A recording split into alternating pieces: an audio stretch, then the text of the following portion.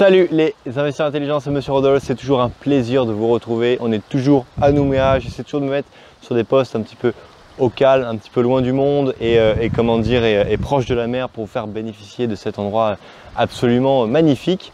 Aujourd'hui, on attaque la quatrième crainte qui vous empêche d'avancer vers l'investissement immobilier. Et cette crainte, c'est la peur tout simplement de vous faire démonter par la fiscalité. On le sait qu'en France, la fiscalité, elle est très chère et qu'elle est principalement axée sur l'immobilier. On se fait taxer à l'achat, on se fait taxer à la vente, on se fait taxer à l'exploitation et on se fait même taxer lorsqu'on meurt, lorsque on décède et qu'on veut donner à nos petits-enfants, et ben on va encore payer de l'impôt pour qu'ils le payent. On va payer de la taxe foncière tous les ans, on va payer de la taxe d'habitation, bref, on va être taxé dans tous les sens. Et c'est une peur panique que vous avez tous et que j'ai eu également moi aussi. Eh bien, la fiscalité, j'ai envie de vous dire, ça n'est pas si terrible que cela. Pourquoi? Parce que très souvent, lorsqu'on a peur de quelque chose, c'est parce qu'on ne le maîtrise pas. Et la fiscalité, comme tout le reste, vous pouvez le maîtriser. Premièrement, moi ce que je vous recommande pour la fiscalité, ce que j'ai noté pour vous, c'est que vous devez parfaitement déterminer quel est votre profil investisseur. Par profil investisseur, j'entends quoi? Est-ce que vous voulez acheter des biens rentables, les exploiter, vivre de vos loyers rapidement, ou est-ce que vous voulez avoir des biens immobiliers qui vont être certes plus ou moins rentables, qui vont sûrement générer beaucoup plus de plus-value lorsque vous allez les revendre? Et est-ce que vous voulez les revendre? Est-ce que vous voulez les transmettre? Voilà. Qu'est-ce que vous voulez faire? Est-ce que vous voulez acheter des terrains, les diviser, construire des maisons ou des appartements ou des immeubles? Est-ce que vous voulez simplement faire de la division? Est-ce que vous voulez faire de la location courte durée, de la colocation?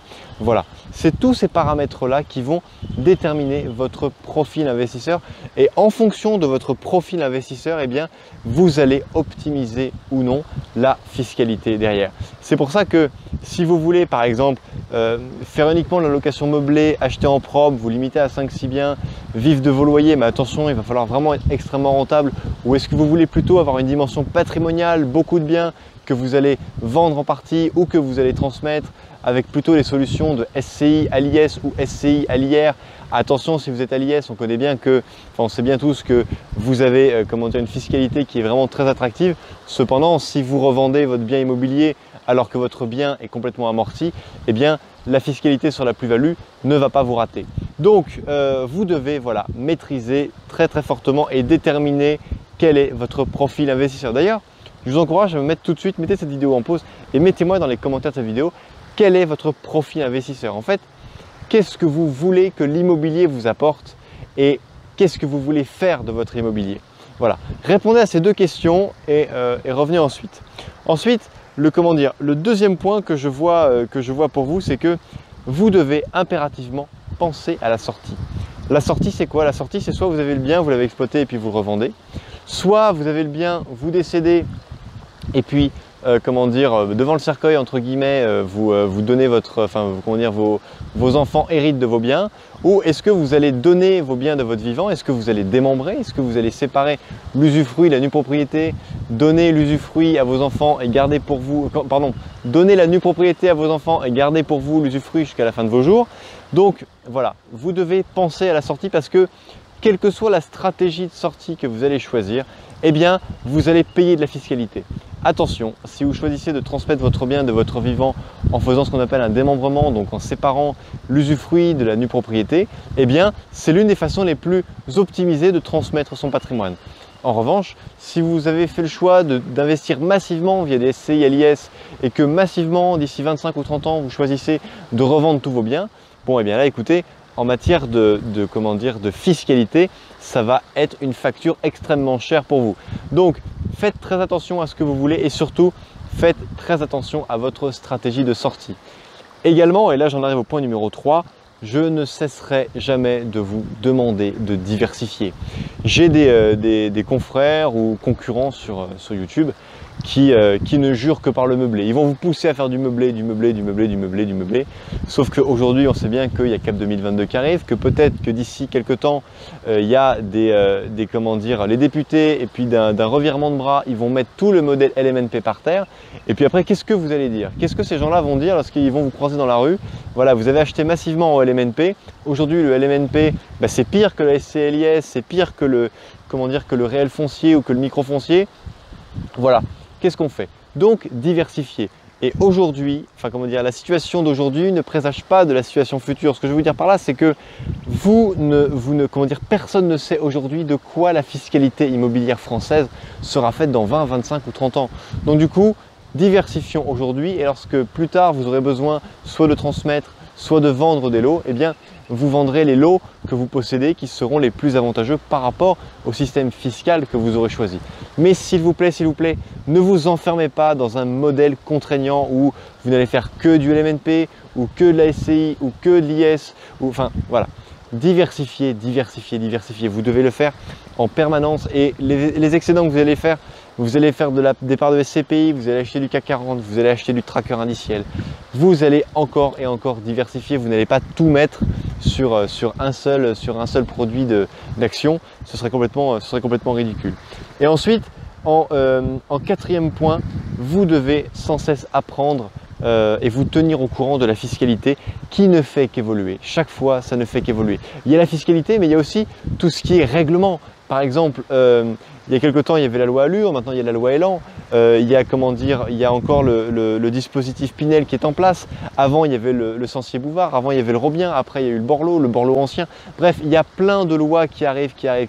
Et donc, abonnez-vous à ma chaîne, abonnez-vous également à d'autres chaînes. Je veux dire, il faut vraiment que vous ayez plusieurs sons de cloche, mais soyez au courant de la législation, qu'elle soit fiscale ou juridique, et ayez toujours à cœur d'apprendre parce que un jour, on va venir toquer à votre porte parce que vous n'allez pas avoir fait telle ou telle déclaration, parce que vous n'aurez pas pris le soin d'apprendre.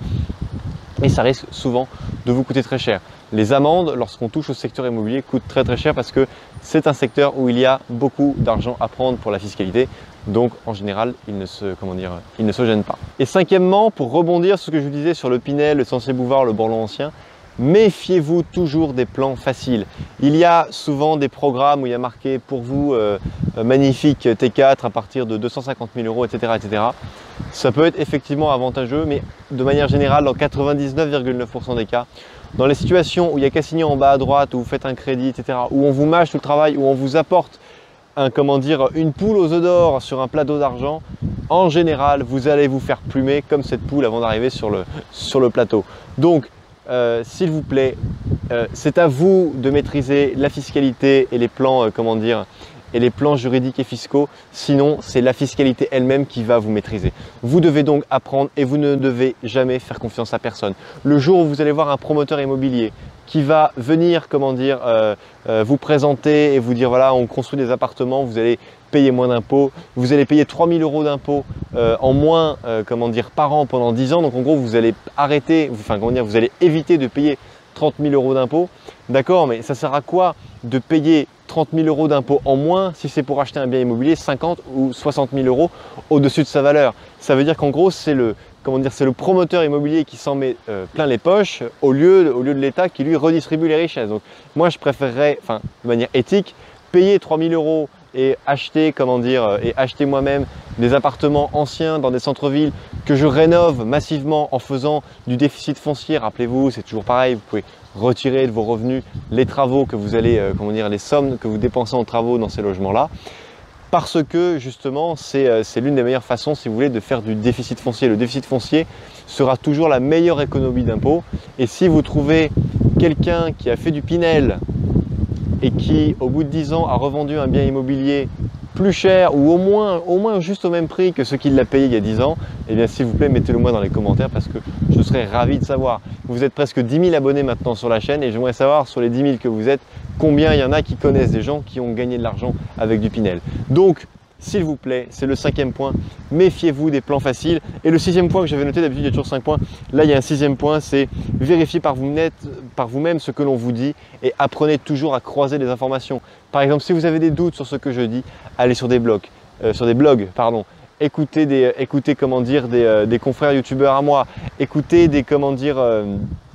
lisez des livres, renseignez-vous auprès de votre notaire, auprès d'avocats fiscalistes, etc. Mais toujours croisez les informations et ne faites jamais confiance à une seule source. Ce serait vraiment danser sur un seul pied et ce serait extrêmement dangereux pour vous. Voilà chers amis, cette vidéo est terminée. On a donc balayé les 4 premières peurs qui vous terrorisent avec l'immobilier. Il y a donc la fiscalité qu'on vient de voir aujourd'hui, il y a le bien pourri, il y a le locataire qui ne paye pas et il y a bien sûr la crainte bête et simple de ne pas obtenir son financement. C'est ce qui ralentit le plus de monde, c'est la première vidéo que j'ai faite. Si cette vidéo vous a plu, n'hésitez pas à la liker, à la partager, à vous abonner à la chaîne si ça n'est pas déjà fait. En attendant, dans quelques temps, on verra dans quelques jours, hein, ça va venir très vite, quelle est la 5e peur qui vous bloque et qui vous immobilise. C'est un sujet qui va beaucoup vous plaire. Donc je vous dis donc à tous à très bientôt dans la prochaine vidéo. Ciao!